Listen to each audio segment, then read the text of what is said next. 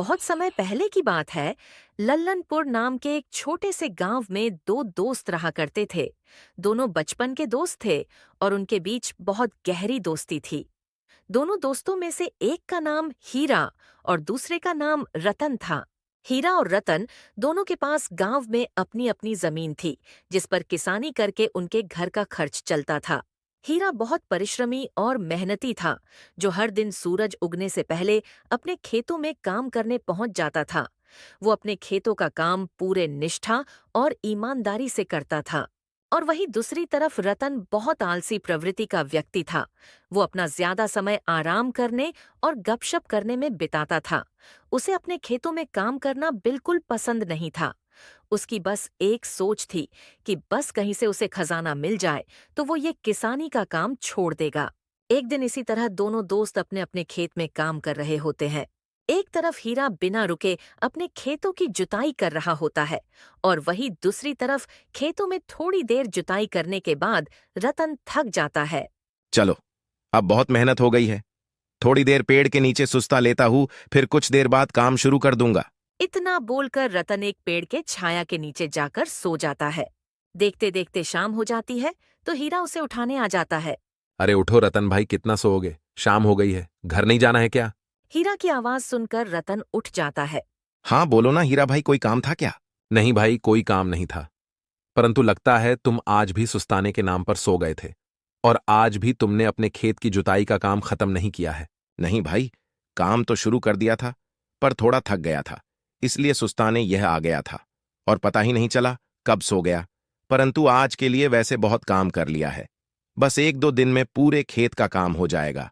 और बताओ, तुम्हारे खेतों का क्या हाल है? मेरा भी समझो हो ही गया है, बस थोड़ी जगह का बाकी है, वो कल सुबह जल्दी आकर कर दूंगा और बस फिर एक बार वापस पूरे खेत में हाथ घुमा दूंगा। फिर परसों से बीजों की बुआई का काम शुरू कर दूंगा। अगर ऐसी बात है तो कल मैं भी सुबह जल्दी आकर खेत की जुताई का काम शुरू कर दूंगा, ताकि परसों से तुम्हारे साथ बीजों की बुआई कर सकूं। चलो फिर अभी घर चलते हैं, कल सुबह जल्दी आना है तो खाना वगैरह खाकर जल्दी सोना होगा। फिर क्या था, रतन बिना अपने खेतों में काम किए अपने घर के लिए हीरा के साथ निकल पड़ता है।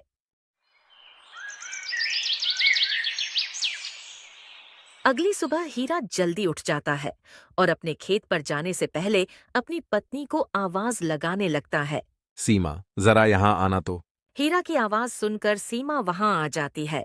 हाँ बोलिए, आपने मुझे बुलाया क्या? हाँ भाग्यवान, मैं खेतों पर जा रहा हूँ और हाँ, आज शायद मुझे थोड़ा ज्यादा समय लग सकता है घर आने में। क्यों जी, खेतों की जुताई का अभी ज्यादा काम बचा है क्या? नहीं सीमा, खेतों की जुताई का काम लगभग हो ही गया है, पर आज एक बार अपने पूरे खेत में कुदाल का हल्का हाथ घुमाना है। पर वो काम तो आपका जल्दी हो जाएगा ना, फिर क्यों देर होगी आपको आज? हाँ, वो काम तो जल्दी हो जाएगा, पर मुझे लगता है मुझे आज रतन भाई के साथ मिलकर उनके भी खेत की जुताई का काम करने में उनकी मदद करनी पड़ेगी। क्यों जी, उनका अभी ज्यादा काम बाकी है क्या?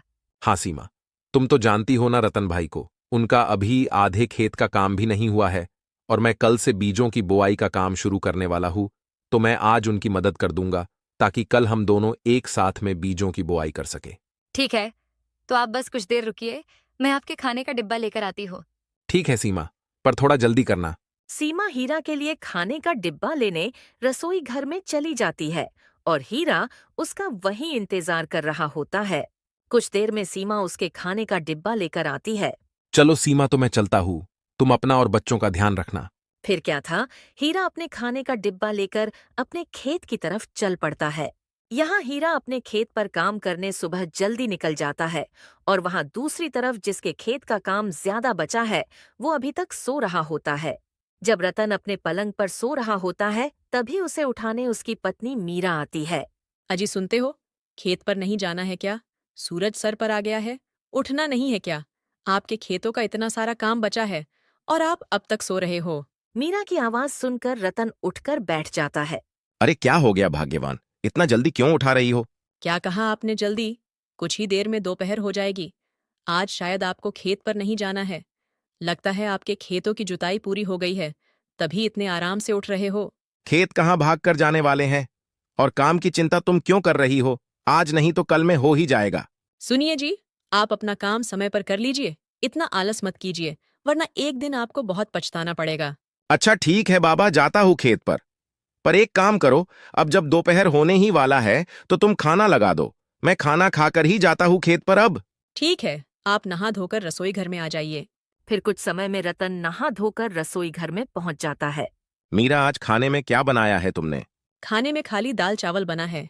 क्यों, कोई सब्जी नहीं बनी क्या आज? नहीं जी, वो राशन में केवल दाल चावल ही बचे हैं और मेरे पास ज्यादा पैसे भी नहीं थे। अब तो आपके नए फसल के आने की देरी है, तो जरा जल्दी जल्दी खेतों का काम कीजिए। हाँ मीरा, मैं जितनी जल्दी हो सके खेतों का काम खत्म करता हूँ। पर तुम एक काम करो, हो सके तो थोड़ा दाल चावल एक डिब्बे में बांध कर दे देना। आज शायद ज्यादा काम करूं तो और भूख लग सकती है। ठीक है, मैं आपके लिए दाल चावल एक डिब्बे में बांध कर दे देती हूँ। रतन फिर आराम से खाना खाने लगता है। चलो मीरा, तो मैं चलता हूँ, तुम अपना ध्यान रखना। रतन दोपहर का खाना खाकर अपने खेत के लिए निकल पड़ता है। हीरा अपने खेत की जुताई में लगा होता है। तभी थोड़ी देर बाद रतन भी अपने खेत में पहुंचकर जुताई का काम शुरू कर देता है। कुछ देर बाद हीरा दोपहर का खाना खाने एक पेड़ के नीचे जाकर बैठता है। हीरा जैसे ही खाना खाने बैठता है तभी वहां एक साधु बाबा आते हैं। बेटा, कुछ खाने को हो तो खिला दो, बहुत भूख लगी है। बाबा, मेरे पास ज्यादा कुछ तो नहीं, बस रोटी और गुड़ है। अगर आपको मंजूर हो तो लीजिए, खा लीजिए। हाँ बेटा, मुझे तो चलेगा, पर अगर मैं तुम्हारा खाना खा लूंगा तो तुम क्या खाओगे? बाबा, आप मेरी चिंता मत कीजिए, मेरा क्या है, मैं तो घर पर जाकर खा लूंगा। रतन भी हीरा को साधु बाबा के साथ बात करते देख लेता है और उनसे मिलने चला आता है। नमस्ते बाबा, मेरे पास भी दाल चावल है, लीजिए थोड़ा खा लीजिए। बेटा, पर मैं अगर तुम दोनों का खाना खा लूंगा तो तुम दोनों क्या खाओगे? बाबा, आप खा लीजिए, हमारा क्या है, हम थोड़ी देर बाद घर पहुंचकर खा लेंगे। फिर साधु बाबा दोनों के डिब्बे में से खाना निकालकर खाने लगते हैं।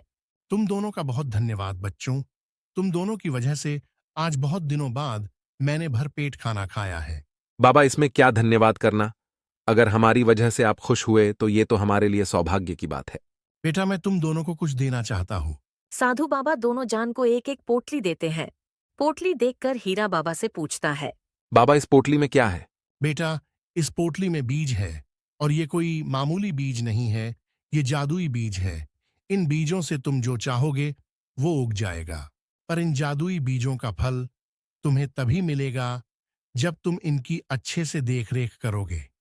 हाँ, और एक बात याद रखना, जो भी उगाना चाहते हो सोच समझकर उगाना, और इसका असली जादू तो तुम्हें तुम्हारी पहली फसल के बाद पता चलेगा। साधु बाबा की ये बात सुनकर रतन तो मन ही मन खुश होने लगता है।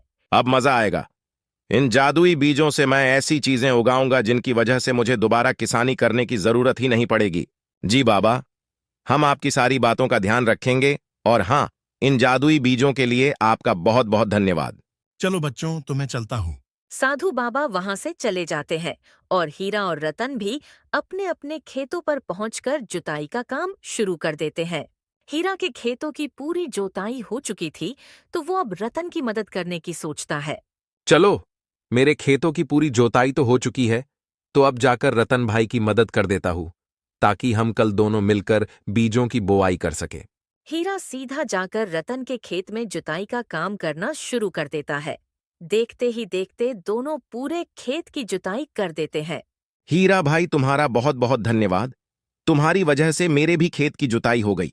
अब कल मैं इन जादुई बीजों की बोआई कर दूंगा। इसमें धन्यवाद कहने की कोई जरूरत नहीं है भाई, कल हम दोनों मिलकर अपने अपने खेतों में इन जादुई बीजों की बोआई करेंगे। हाँ भाई, कल तो बहुत मजा आने वाला है, पर भाई बाबा की बात याद है ना, हम जो चाहेंगे वो उगा सकते हैं। तो तुमने कुछ सोचा है या नहीं?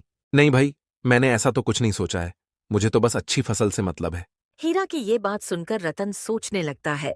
भाई, तुम्हारा तो नहीं पता, पर मैंने तो सोच लिया है कि मुझे क्या चाहिए, और अगर मेरे खेतों में वो चीजें उग गईं तो मेरा तो जीवन सफल हो जाएगा। क्या हुआ रतन भाई, कहाँ खो गए? याद है ना बाबा ने क्या कहा था, अगर हम इन्हें प्यार और मेहनत से सींचेंगे तो ये हमें बहुत कुछ देंगे। मैं तो कल सुबह जल्दी आकर इन्हें अपने खेत में बोने वाला हूं। हीरा भाई, परंतु ये तो जादुई बीज है ना, तो हमें इतनी मेहनत करने की क्या जरूरत है? मुझे तो नहीं लगता कि एक बार इनको बोने के बाद हमें इनकी ज्यादा देखभाल करने की आवश्यकता है। रतन भाई, परंतु साधु बाबा ने साफ साफ कहा था कि प्यार और मेहनत के बिना कुछ नहीं मिलेगा। और अगर तुम भी चाहते हो कि ये तुम्हें अच्छा फल दे तो तुम्हें इनकी अच्छे से देख रेख करनी होगी। ठीक है भाई, मैं बीजों को बोने के बाद इनकी अच्छे से देख रेख करूंगा। चलो फिर घर चलते हैं, और कल सुबह जल्दी आ जाना। आज की तरह सो मत जाना। फिर क्या था, दोनों वहां से अपने अपने घरों के लिए निकल पड़ते हैं।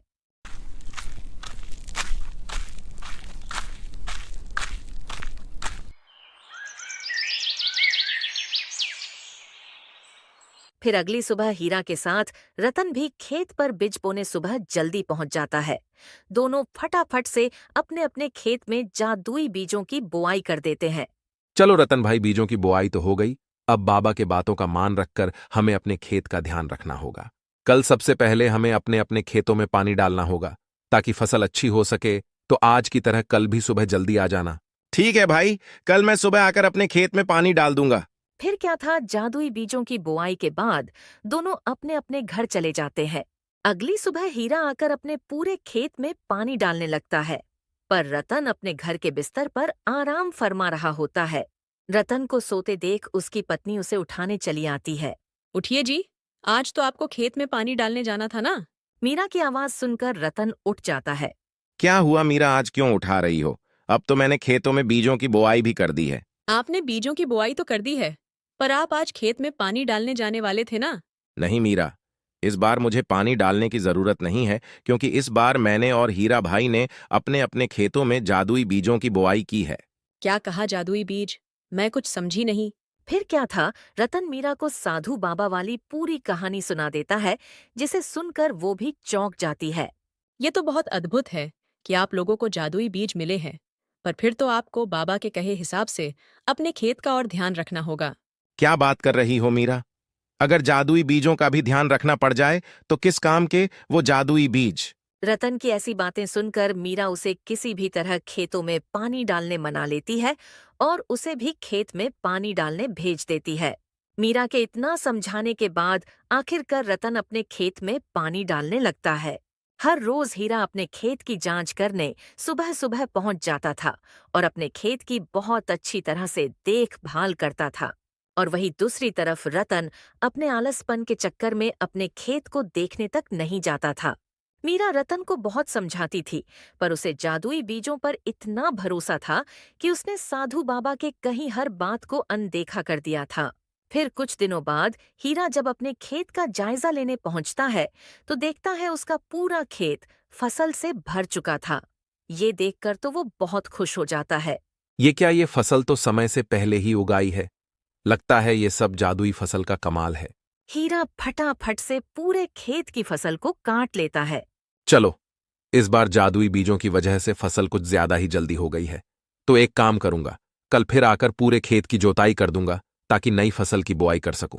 पूरे गांव में हीरा की फसल सबसे पहले उग गई थी, और जिस वजह से हीरा के खेत में जिस तरह फसल इतनी जल्दी तैयार हो गई थी, उसी तरह ये बात भी पूरे गांव फैल जाती है। फैलते फैलते ये बात रतन को भी पता चल जाती है। रतन को पता चलते ही रतन भी अपना खेत देखने पहुंच जाता है और अपने खेत को देखकर वो चौंक जाता है। ये क्या, मेरे खेत में तो अब तक कुछ भी नहीं आया है। लगता उस साधु बाबा ने मेरे साथ धोखा किया है। इसी बारे में बात करने वो हीरा के घर की तरफ चला जाता है। रतन जब हीरा से मिलने उसके घर की तरफ जा रहा होता है, तभी वो हीरा के खेत के पास से गुजरता है, जो उसके खेत से थोड़ी ही दूरी पर था, और वो हीरा के खेत में लहराते फसल को देखकर चौंक जाता है। सही कह रहे थे गांव वाले, हीरा भाई का खेत तो पूरा हरे हरे फसल से भर चुका है। इसे देखकर तो अब मुझे पक्का यकीन हो गया है कि साधु बाबा ने मुझे जादुई बीज के नाम पर कोई नकली बीज पकड़ा दिए थे। चलो एक बार हीरा भाई से इस बारे में बात करके आता हूँ। रतन फिर वहां से हीरा के घर की तरफ निकल पड़ता है, पर चलते चलते रास्ते में ही उसे हीरा मिल जाता है। रतन देखता है कि हीरा अपने साथ कुदाल लेकर जा रहा है। क्या हुआ हीरा भाई, फसल कटाई का सामान छोड़कर तुम खेत जोताई का सामान लेकर कहाँ जा रहे हो? भाई, मैं तो अपने खेत की फिर से जोताई करने जा रहा हूँ। रतन को इस बारे में नहीं पता था कि हीरा पहले ही अपनी फसल काट कर ले जा चुका है। भाई, पर पहले तुम्हें अपने खेत में उगे फसल को काटना होगा, उसके बाद ही तो तुम अपने खेत की फिर से जोताई कर पाओगे। रतन की ये बात हीरा को कुछ नहीं समझ आती है। क्या कहा रतन भाई? फसल और वो भी मेरे खेत में? हाँ भाई, मैं अभी तुम्हारे खेत के पास से आ रहा हूं, उसमें तो जमकर फसल तैयार हुई है। ऐसे कैसे हो सकता है? मैंने कल ही तो पूरे खेत में उगे फसल को काटा था। तभी तो मैं अगले फसल की तैयारी के चक्कर में खेत की फिर से जुताई करने जा रहा था। रतन पहले से थोड़ा सदमे में था कि हीरा के खेत में फसल उग गई और उसके खेत में अब तक कुछ नहीं हुआ, और अब ऊपर से हीरा की ये बात सुनकर तो रतन और सदमे में चला जाता है। क्या मजाक कर रहे हो भाई? अगर तुमने कल ही अपने खेत की फसल काटी है तो इतने जल्दी कैसे उग जाएगी? कहीं तुम मेरे साथ मजाक तो नहीं कर रहे हो? नहीं भाई, मैं सच कह रहा हूं। मैंने कल ही पूरा खेत साफ कर दिया था। मैंने सोचा जादुई बीजों की वजह से मेरी इस बार की फसल जल्दी तैयार हुई है, तो फिर से खेत की जोताई करके नए बीजों की बुआई कर दूंगा तो अच्छा रहेगा। भाई, पर तुम्हारा खेत पूरा फसल से लहलहा रहा है। अगर तुम्हें मेरी बातें झूठ लग रही हैं तो चलो चलकर देख लो। हीरा और रतन तुरंत हीरा का खेत देखने निकल जाते हैं। खेत पर पहुंचकर हीरा खेत को देखकर अचंभित रह जाता है। ऐसे कैसे हो सकता है? मैंने कल ही तो फसल की कटाई की थी। मुझे लगता है ये सब जादुई बीजों का कमाल है। इन्हें मैं जितने बार काटूंगा ये फिर से उग जाएंगे। बाबा ने कहा था कि एक फसल के उगने के बाद तुम्हें इन बीजों का असली जादू देखने मिलेगा। रतन को हीरा की बातों पर विश्वास नहीं हो रहा था, तो उसने भी एक फसल को निकाल कर देखा। पर उसने जैसे ही वहां से फसल निकाली, वहां फिर से थोड़ी ही देर में एक और फसल आ गई। इस चीज को देखकर दोनों की आंखें खुली की खुली रह गईं। हीरा भाई, ये तो चमत्कार हो गया। पर मेरे साथ बाबा ने धोखा किया है। उन्होंने तुम्हें जादुई बीज दिए हैं और मुझे जादुई बीज बोलकर नकली बीज दे दिए हैं। क्यों भाई, तुम्हारे खेत में कुछ नहीं होगा क्या? नहीं भाई, अब तक तो कुछ भी नहीं हुआ है। खेत जैसे का तैसा है। रतन भाई, याद है बाबा ने कहा था इन बीजों से हम जो चाहे इन बीजों से वही उगेगा। तो मैंने तो फसल के उगने की इच्छा की थी, इसीलिए ये उगे है। वैसे तुमने क्या उगने की इच्छा की थी? भाई, मैंने तो जादुई बीजों से हीरा उगाने की इच्छा की थी, पर अब तक तो कुछ नहीं हुआ है। रतन की ये बात सुनकर हीरा उसे सुनाने लगता है। क्या रतन भाई, तुम किसान हो और तुम्हें ये भी नहीं पता कि हीरा बीजों से नहीं उगता है? तो तुमने क्या सोचकर हीरा उगने की इच्छा की? भाई, पर बाबा ने कहा था ना कि हम जो चाहे उगा सकते हैं। पर याद करो, भाई बाबा ने यह भी कहा था कि कोई भी चीज उगाने की इच्छा करने से पहले सोच समझ कर उगाना। हीरा की ये बात सुनकर रतन को बाबा की बात याद आती है और वो पछताने लगता है। भाई, पर अब मैं क्या करूं? हीरा उगाने की लालच में मैंने सारे जादुई बीज बो दिए हैं और अब मेरे पास कुछ भी नहीं है। शायद मुझे अब फिर से साधारण बीज बोने पड़ेंगे। नहीं भाई, तुम्हें साधारण बीज नहीं बोने पड़ेंगे। मेरे पास कुछ जादुई बीज है, वो मैं तुम्हें दे सकता हूं, पर एक शर्त पर कि तुम अपना आलसपन छोड़कर अपने फसल की अच्छी देखरेख करोगे और इन बीजों से अनाज उगने की इच्छा करोगे, ना कि हीरे। ठीक है भाई, मैं वादा करता हूं कि मैं अपना ये आलसपन छोड़ दूंगा और अब अपनी फसल की बहुत अच्छे से देखरेख करूंगा। तो दोस्तों, इस तरह अपने आलस और लालच के चक्कर में रतन ने अपने हाथ से इतना बड़ा और सुनहरा मौका खो दिया था। परंतु